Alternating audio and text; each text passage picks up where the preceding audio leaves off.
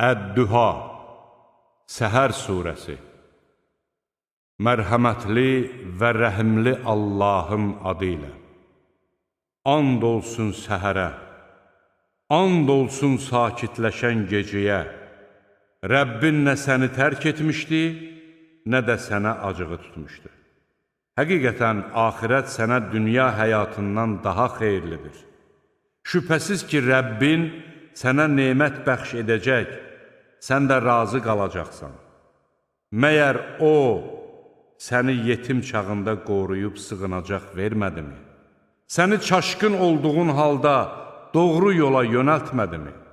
Kasıb olduğun zaman səni varlandırmadımı? Elə isə yetimə xor baxma, səndən kömək diləyəni qovma və Rəbbinin nemətindən danış.